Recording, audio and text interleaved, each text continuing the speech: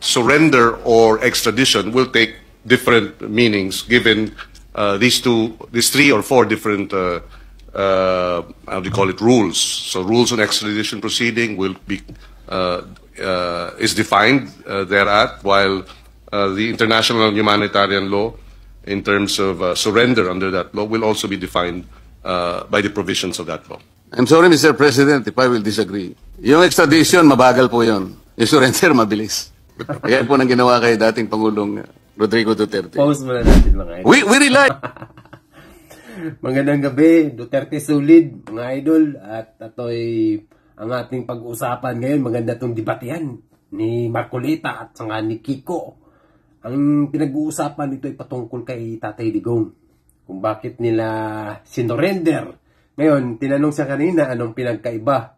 Anong kaibahan ng extradition at saka itong surrender. Extradition ay mabagal. Itong surrender ay mabilis. Kaya nag-disagree dito si Marcolita. Kaya nga, katulad doon ka Tatay Digong, ganun daw ang nangyari doon.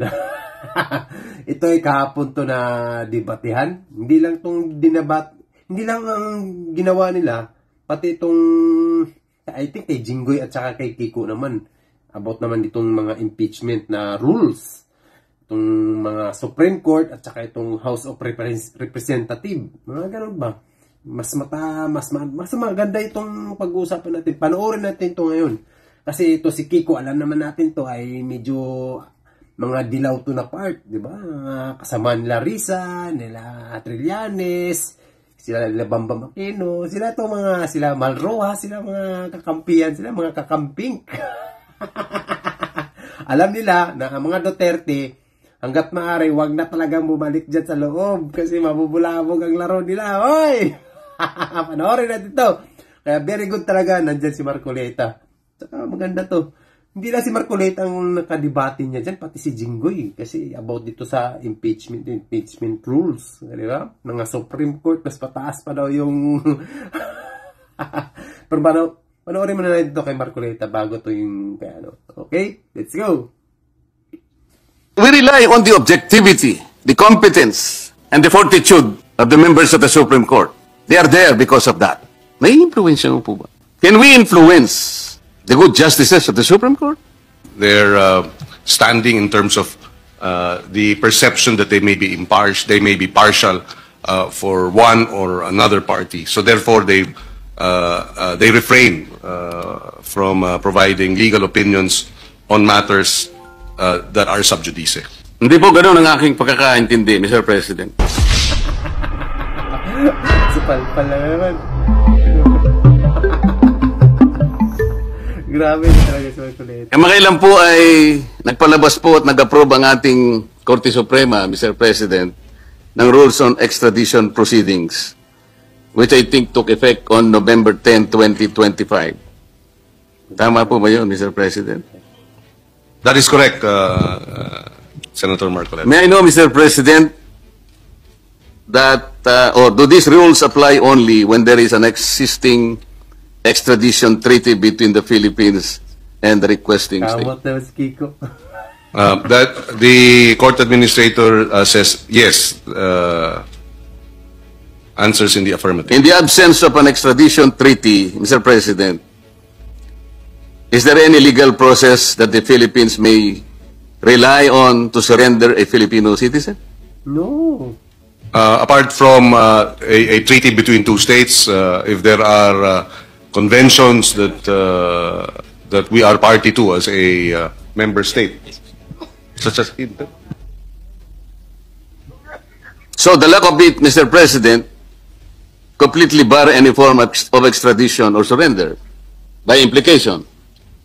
By way of extradition, yes. The rules refer to a requesting state with whom the Philippines has an extradition treaty.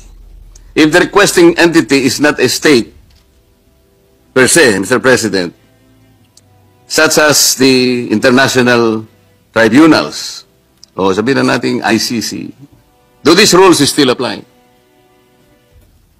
Strictly speaking, no, because the ICC is not a state.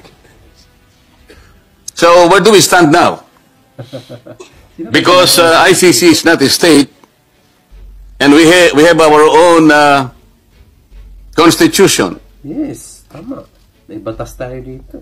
And there is, for example, a warrant of arrest issued by the ICC. But under our constitution, no person shall be deprived of life, liberty of property without due process of law. Tama. Dito muna. Which will prevail? The ICC or our own constitution?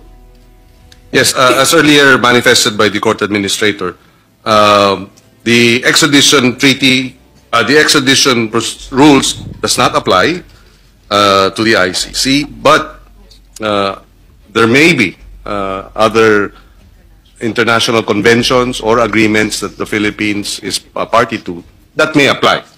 But again, they have not identified which of these possible conventions, which of these conventions, if any, would be applicable. Wala naman international conventions, Mr. President. As a matter of fact, the Philippines just withdrew from the Rome Statute. Anong basis nila ngayon? Tayo Ang nakalagay po sa ating, meron po tayong batas Republic Act 9851 po yata yun, if I'm not mistaken. Na pwede mo lamang i-process for extradition or surrender or whatever it is. First of all, what is the difference between surrender and extradition? Except for the spelling, Mr. President. I'm sorry, Mr. President. I was clarifying with the indulgence of the senator. Yes. What was the? Ano po yung pagkakaiba bukod sa spelling ng extradition at surrender in the context of Republic Act 9851? Well, the international humanitarian law is a law. Grabe si Marcoleta Parang abogado, iba talaga pag abogado ka mga idol.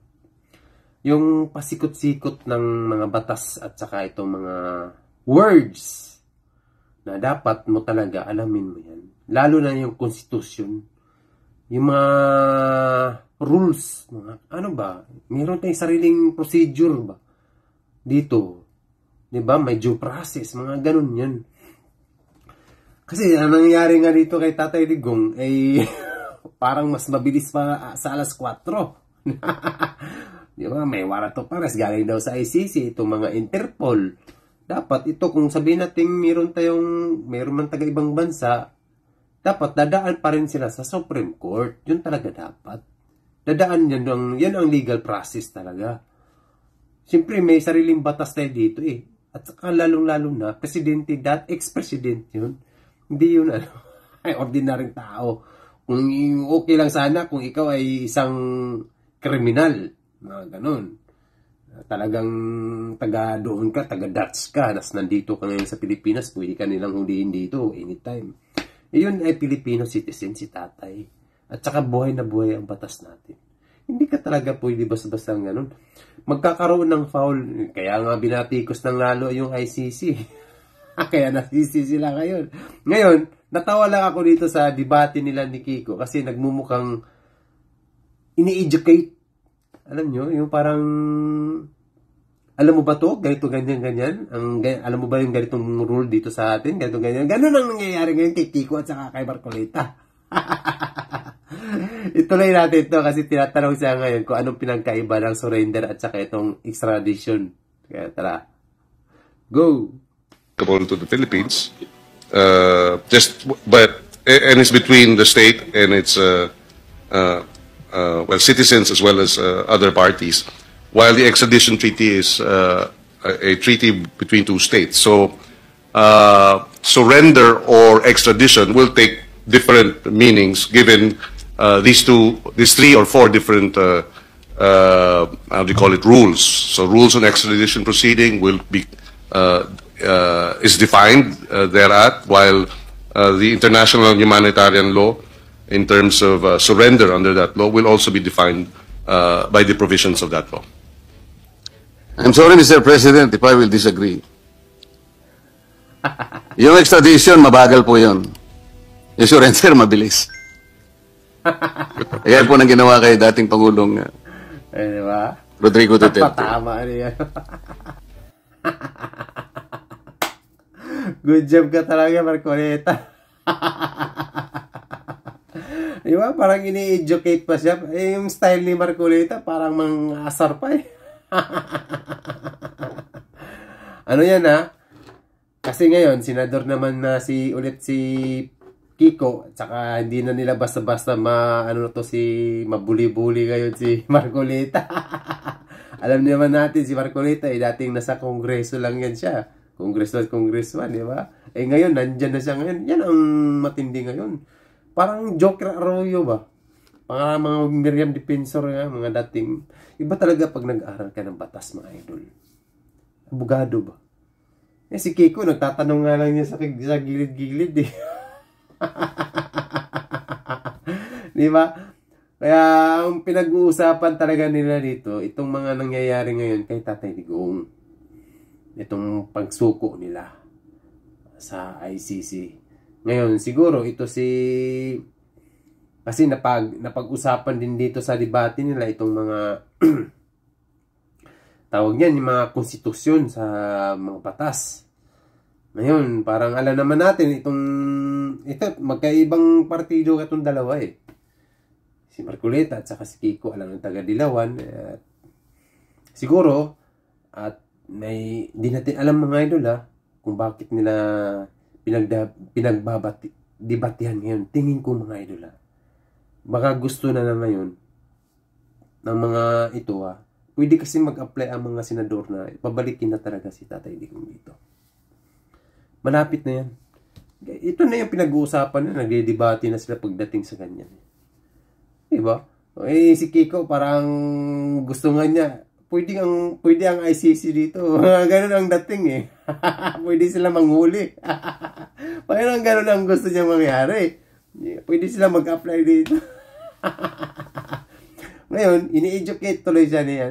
Alam naman natin yung foul talaga sila dito. May sarili tayong batas. Okay lang kung dumaan sila sa procedure. Wala problema. Dumaan sila sa Supreme Court. Tapos dinala si Tatay doon sa Supreme Court. Tapos na pag-usapan. Kung anong maganda. Ganun lang yun. May batas tayo dito. Pwede naman natin hinlitisin dito. Di ba? Pag di na kaya, saka kayo umaksyon. At saka wala. Ano ka ba? Taga-ibang bansa kayo. Di ba? Kailangan pa ba talaga yan si Kiko parang defense siya doon, parang mga abot kay Tatay yung wag yung dalhin dito pa, dyan lang yan, parang ganun. Malapit na yan mga idol, kaya nagdidebatehan na sila. Baka magulat na lang tayo dyan sa Senado, magkakaroon sila ng mga vote na anong decision pagdating sa kay Tatay Digong, baka mag-apply. Ganun yun. Dadaanin nila sa legal na proseso. Yung nangyari, di ba? Kinuha nila sa tatay. Ito naman sa Pilipinas, dadaanin niya sa tamang proseso. Ito, batas pa rin ang kay tatay pabalik dito sa Pilipinas. Ganun ang mangyayari niyan. Kaya, okay to si Marcoleta. Good job talaga. Buti talaga nandiyan si Marcoleta. May talino, kaya na kailangan natin. Tayo sa Tatay Digong. Oh. Diba? Hindi tayo maano-ano ng ibang bansa. Pag si Tatay, bahala ka. Isang lang ni Tatay para lang takot no? Diba? Ganyan dapat. May tapang na leader. Hindi yung parang